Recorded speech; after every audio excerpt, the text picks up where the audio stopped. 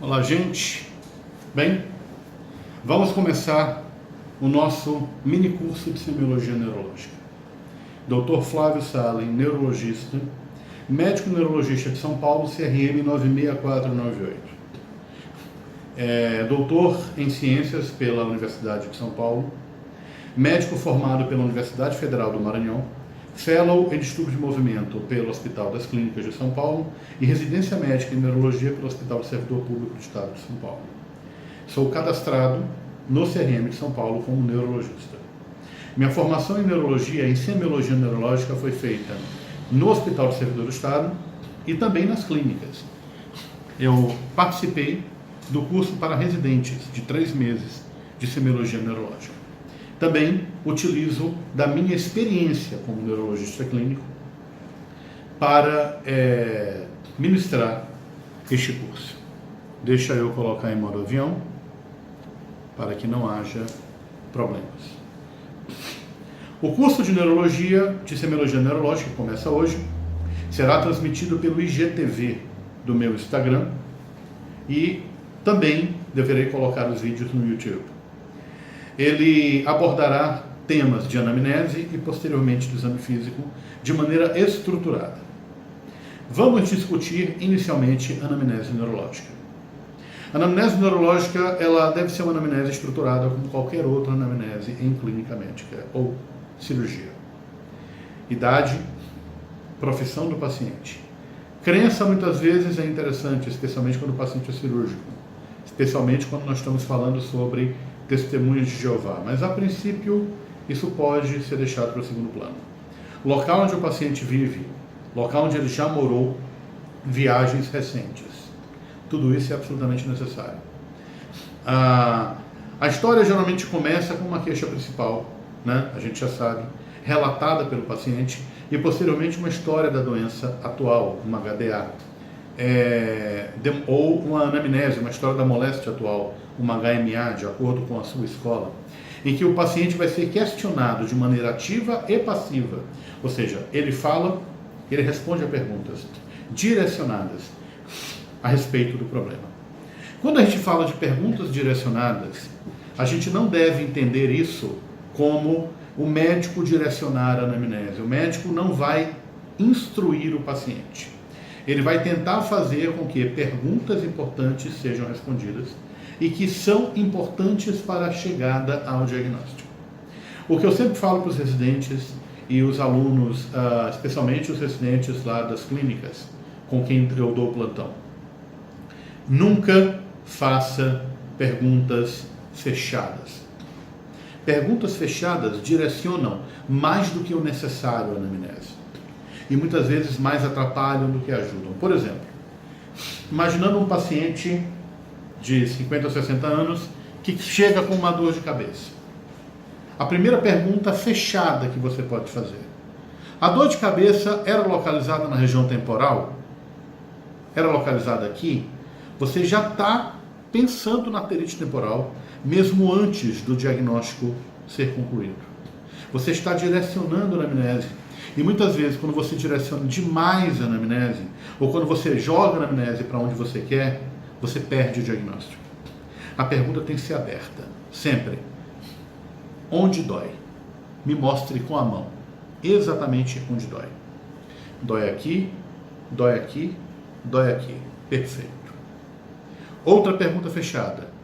A dor em queimação? Não. Como é a dor? Me mostre a característica da dor. Aí você pode relatar os vários tipos. A dor pode ser queimação, peso, aperto, pontada, latejante, facada. Enumere devagar os exemplos. Os pacientes têm dificuldade muito mais de lembrar o que foi falado anteriormente do que foi falado por último. Se você fala rápido, ele pode acabar se tendenciando a falar o que parece mais óbvio, ao invés do que parece mais certo. Então, seja paciente na anamnese. Outra pergunta, fechada. A dor de cabeça piora quando o senhor tosse? Não, a melhor maneira é: o que piora a dor de cabeça? Ou seja, faça perguntas abertas na anamnese. E as perguntas fechadas, devem ser feitas somente quando você já tem um diagnóstico em mãos. A suspeita principal é essa. Vamos refinar o diagnóstico. Vamos tentar encontrar subsídios para fechá-lo.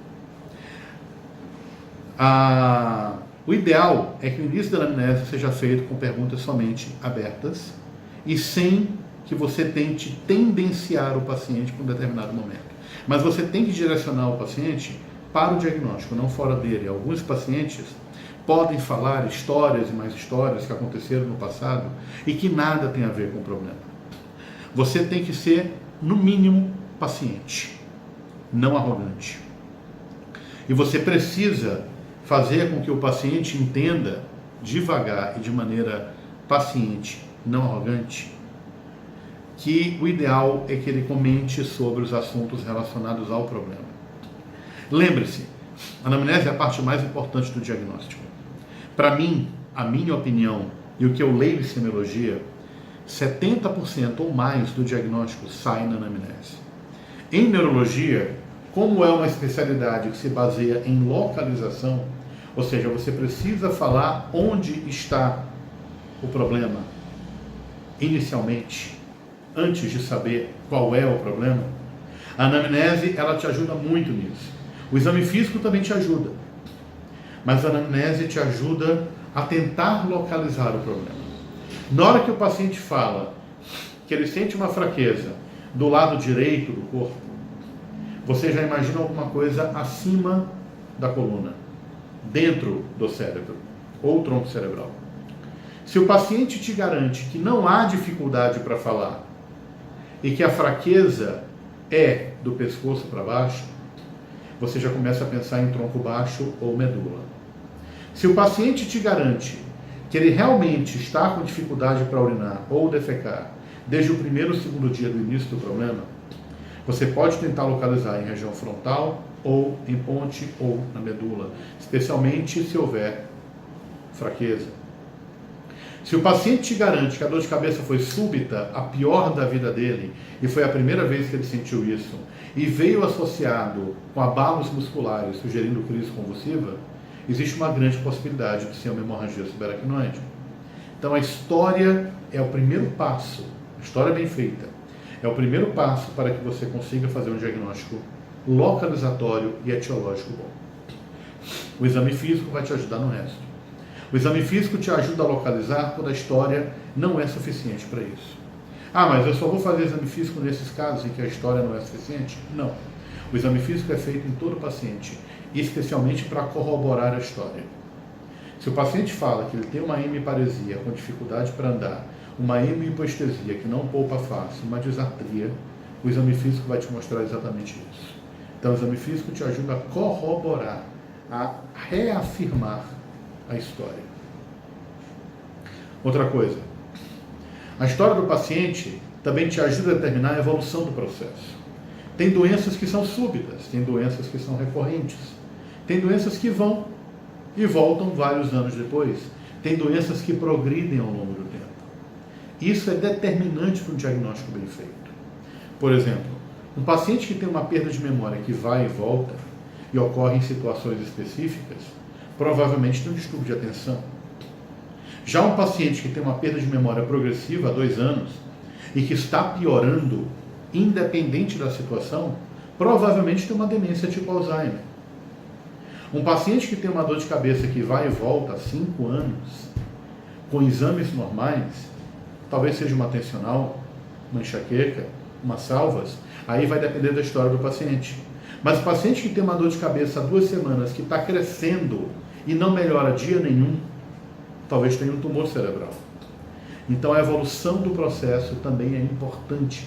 E isso tem que ser perguntado para todo paciente. Como é a evolução? Alguns pacientes não entendem, você tem que explicar. A doença, a dor vai e volta, a tontura vai e volta. Eu vi uma paciente hoje com tontura. A tontura dela acontece somente quando ela deita. Quando ela me falou, doutor, eu tenho tontura rotatória que acontece quando eu deito e vira a cabeça para o lado direito. Primeira hipótese, VPPB. A história foi determinante. Coloquei a paciente na maca, fiz as manobras de Dix-Hallpike e Brandt-Daroff, diagnóstico feito. Ou seja, exame físico corroborando história. Uma história bem feita, muitas vezes, faz 70% do diagnóstico. Bem, história da moléstia atual, história passada, ou seja, antecedentes mórbidos pessoais. Muito importante, gente. O paciente pode ter história da mesma dor de cabeça, da mesma tontura há 10, 20 anos. Ou ele pode ter tido alguma doença que é a causa do problema. Por exemplo, o paciente teve câncer de mama há 2 anos e agora está evoluindo com crises convulsivas. O paciente tem 56 anos de idade, mulher, pode ter uma metástase. Essa história Desculpa, gente, estou gripado. Essa história do câncer de mama é fundamental para o diagnóstico. O paciente pode ter feito uso de alguma medicação no passado que causou a neuropatia periférica que ele sente hoje. Lembre-se que nem sempre é possível fazer o diagnóstico de neuropatia periférica, porque às vezes o causador do problema já foi embora, mas a lesão continua. E se o paciente não for ativamente questionado sobre quais medicações usa ou já usou no passado, ele pode esquecer. Não é raro o paciente chegar no consultório e falar que não tem doença nenhuma.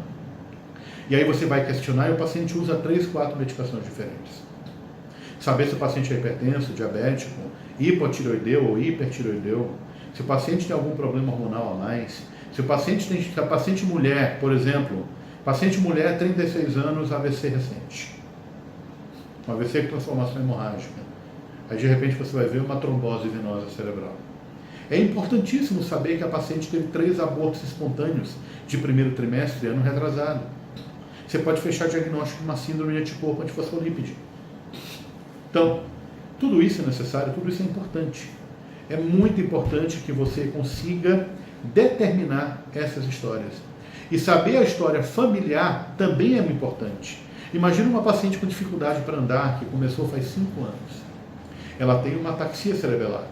E a história familiar fala que a mãe dela também tem um quadro.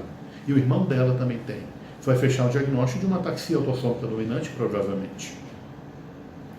Saber se o paciente tem pai e mãe afetado por doenças similares é tão importante quanto saber se o paciente tem ou não tem doenças pregressas. Viagens recentes. Viagens recentes já me fizeram fazer diagnóstico de vários pacientes. Teve um paciente, faz uns 3 anos, que tinha feito uma viagem para Cleveland, que ele só foi lembrar dessa viagem, Denver, que só foi lembrar dessa viagem quando muito bem questionado. E ele tinha doença de Lyme. E ele pegou a doença de Lyme nos Estados Unidos. Se eu não soubesse dessa viagem, eu provavelmente não teria feito o diagnóstico. Porque isso foi determinante, a história epidemiológica foi determinante para o diagnóstico. Já que o paciente tinha uma febre terçã maligna. A cada 3 dias, ele fazia um quadro de febre absurda que molhava a cama à noite. E foi questionado malária. ISDA, a investigação de sistemas e órgãos. Isso é muito importante, gente. Alguns pacientes com quadro neurológico têm outros problemas de saúde. Por exemplo, pacientes com mitocondriopatias podem ter gastroparesia, podem ter dificuldade na visão, pode ter prejuízo auditivo, pode ter megacolo ou megaesôfago, podem ter alterações cardiovasculares. Pacientes com Tourette Syndrome têm história de sopro por conta de febre reumática. E aí podem ter dificuldades outras, até mesmo falta de ar, especialmente crianças, falta de ar, alterações cutâneas, tudo isso é possível. A doença neurológica não se limita ao sistema nervoso. Lembrem-se, muita gente fala que eu falo besteira quando eu falo isso, mas na verdade isso eu li num livro, só não lembro qual livro que eu li. E sinceramente, quem faz neurologia concordará comigo. A clínica médica é a especialidade da neurologia que estuda os outros órgãos. Nós somos os clínicos mais completos e a gente tem que saber clínica médica. A gente tem que perguntar para o paciente toda a história dele, tanto pregressa como atual, e conhecer todos os problemas que ele tem atualmente. Perguntar sobre olho, ouvido, nariz, garganta. Às vezes o paciente tem e é raro, febre tifoide, mas às vezes o paciente faz uma síndrome de Guillain-Barré-like e ele tem uma febre tifoide, inclusive com alterações orofaríngeas. Às vezes o paciente tem uma síndrome de fosfolípide e a causa do AVC que ele teve foi e acima de anticorpos fosfolípide, e ele tem um livedo reticular na perna, e se você não perguntar ou não olhar a perna do paciente, você não faz o diagnóstico. Às vezes o paciente tem o foramen patente, é a causa do problema. Se você não questionar o paciente se ele tem algum problema cardíaco, ou se não colocar o estetoscópio para ouvir alguma coisa, você não vai fazer o diagnóstico.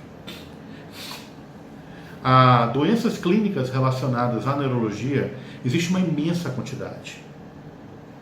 Hipotireoidismo, causa de doença neurológica.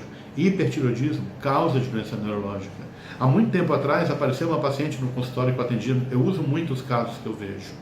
Tá? A minha experiência, para mim, é mais importante.